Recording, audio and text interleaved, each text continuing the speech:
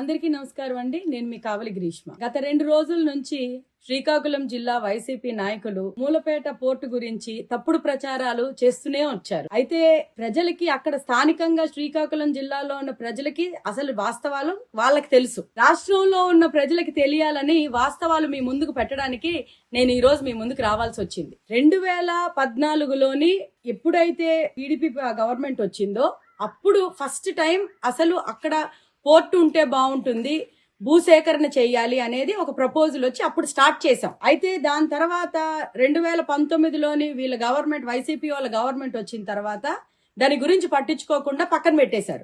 As usual గా ఆ TDP తీసుకొని వచ్చింది కాబట్టి టీడీపీ ఏ పని చేసినా కూడా మేము క్యాన్సిల్ చేయాలి అని ఎలాగైతే కంపెనీలని తరివేశారో, ఇండస్ట్రీలని తరివేశారో అలాగే ఈ పోర్టు కూడా ఆగిపోవాలి అనుకొని ఆపేశారు. 2024 ఇంక ఎలక్షన్స్ వస్తున్నాయనగానే సంవత్సరం ముందు కొబ్బరికాయ కొట్టేసి ఏదో మేమే చేస్తున్నామని అనుకొని డ్రామాలు ఆడేశారు. సరే, అది అయింది. ఇంక వీళ్ళు 2024లోని మన కూటమి ప్రభుత్వం గవర్నమెంట్ వచ్చిన తర్వాత వైసీపీ గత పాలనలోని చేసిన 22% వాళ్ళు పూర్తి చేస్తే కూటమి ప్రభుత్వం ఇప్పుడు ఈ 20 నెలల్లోని 75% పూర్తి చేసింది. వైసీపీ నాయకులకి గాని, జగన్మోహన్ రెడ్డి గారికి గాని 24 గంటలు తెలుగుదేశం పార్టీ గాని, కూటమి ప్రభుత్వం గాని ఏవైతే వాళ్ళు పనులు చేశారో, ప్రజల కోసం మంచి చేశారో, ఇండస్ట్రీలు తీసుకొని వచ్చారో, ఏదైతే అభివృద్ధి చేశారో వాళ్ళకి ఆ క్రెడిట్ వాళ్ళే చేసేశారు అని చెప్పుకోవడం, అబద్ధం చెప్పుకోవడం వాళ్ళ రక్తంలో నిండిపోయింది. ఇప్పుడు కూడా ప్రజలకి నిజాలు తెలియకపోతే వీళ్ళు చెప్తున్నదంతా నిజాలే అని అనుకుంటారు. కాబట్టి మేము ఈ రోజు బయటకు వచ్చి చెప్పాల్సి వస్తుంది. మీరు ఒక ఇండస్ట్రీ తీసుకొని రాలేదు,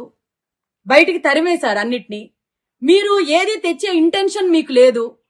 ప్రతి ఒక్కటి మీరు రాజకీయం చేసుకొని చంద్రబాబు నాయుడు గారు తీసుకొని వచ్చారు కాబట్టి మేము అది అమలు చెయ్యం, ఇంప్లిమెంట్ చెయ్యం అన్న ఒక దురుద్దేశం, ప్రజలు బాగుపడతారు, యువత బాగుపడుతుంది, ఉద్యోగాలు వస్తాయి అని ఒక్క దగ్గర కూడా ఆలోచించింది లేదు. ఏదైతే మూలపేటలోని మన పోర్టుకి కావాల్సిన వస్తువులు కానివ్వండి, లేకపోతే కోల్బర్త్ కానివ్వండి, లేకపోతే ఏదైనా సరే మనకు ఒక పోర్టు పెట్టడానికి కావాల్సిన అవసరాలు ఏవైతే ఉన్నాయో వాటన్నిటికీ సమకూర్చడానికి ఎంత ఎన్డీఏ ప్రభుత్వం ప్రధానమంత్రి గారిని కలవడం జరిగింది, కేంద్ర మంత్రుల్ని కలవడం జరిగింది.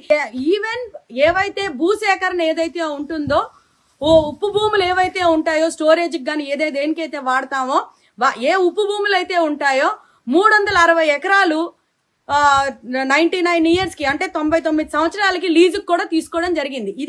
ఇది ఎన్డీఏ గవర్నమెంట్ మాకు చిత్తశుద్ధి ఉంది కాబట్టి ఇది మేము చేయటం జరిగింది. ఇప్పటికి కూడా పోర్టు దగ్గర దరిదాపుల్లోని ఈ రోజు ఏదో ధర్నా చేయటానికి వచ్చారే తప్పితే ఈ గత 5 సంవత్సరాలు 2019 నుంచి 24 వరకు ఒక్కసారి కూడా ఈ శ్రీకాకుళం సోకాల్ వైసీపీ నాయకులు వచ్చింది లేదు, చేసింది లేదు, పెట్టింది లేదు. మీకు చిత్తశుద్ధి లేదు. జగన్మోహన్ రెడ్డి మీకు ఏదో స్క్రిప్ట్ చెప్పాడు కదా అని చెప్పి మీ రాజకీయ భవిష్యత్తు మీరే పాడు చేసుకుంటున్నారు. జగన్మోహన్ రెడ్డికి మొన్న లోకేష్ అన్న చెప్పినట్టు కన్ఫర్మ్ గా ఈ క్రెడిట్ చోరీ డిసార్డర్ మాత్రం వచ్చేయడం మాత్రం జరిగింది. ఆయన ఎప్పుడు కోలుకుంటారా అనుకొని మేము కూడా చూస్తా ఉన్నాం. మీరు మీ జబ్బులో నుంచి, ఈ క్రెడిట్ చోరీ డిసార్డర్ లోంచి బయటకు వస్తారో రారో మాకు సంబంధం లేదు.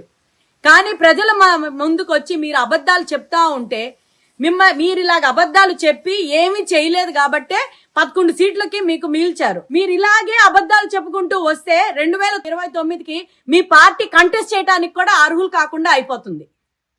మీరు కొంచెమైనా కూడా ఆత్మ సాక్షి అంటూ ఉండాలి. సాక్షి పేపర్లో తప్పుడు రాయడం కాదు.